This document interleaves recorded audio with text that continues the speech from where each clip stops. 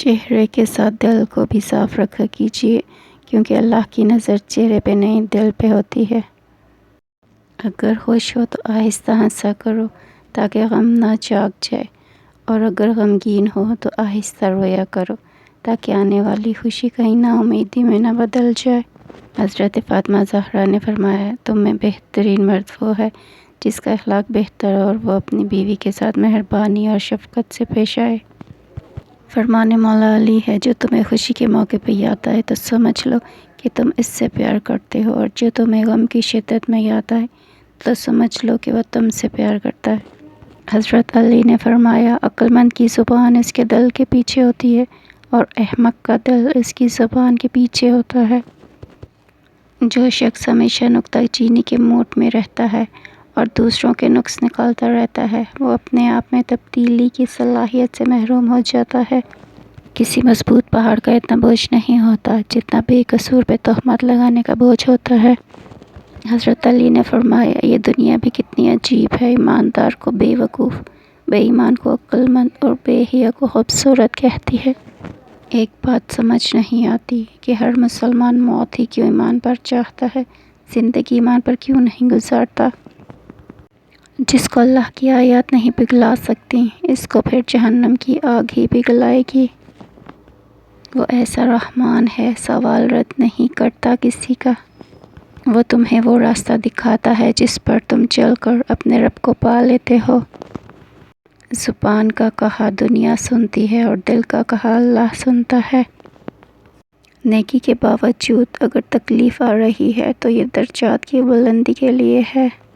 اللہ پاک نے انسان کو دل دیا، لیکن اس کا سکون اپنے پاس رکھا اور فرمایا، یاد رکھو دل کا سکون صرف اللہ کی یاد میں ہے، جس نے تمہارے دل کو ہی بنایا ہے۔ اس سے بہتر تمہارے دل کو اور کون سمجھ سکتا ہے؟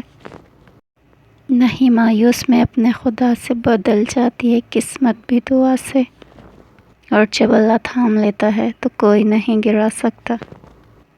اور اپنے دن کا آغاز صدقہ دینے سے شروع کرو، اس دن تمہاری کوئی دعا رد نہیں کی جائے گی۔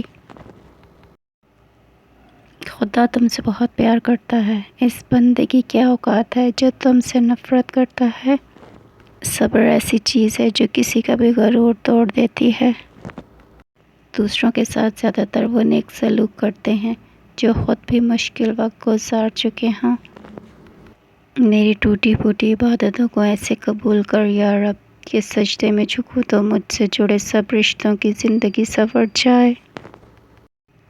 اللہ کو بہت پسند ہے دولت مند کی عاجزی، جوانی کی عبادت، غریب کی سخاوت اور گنہگار کی توبہ۔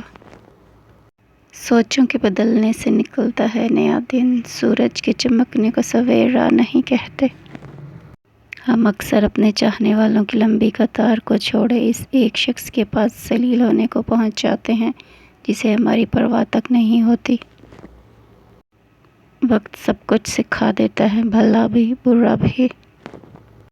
خلوص اور عزت بہت نایاب تحفے ہیں، اس لیے ہر کسی سے امید نہ رکھو، کیونکہ بہت کم لوگ دل کے امیر ہوتے ہیں۔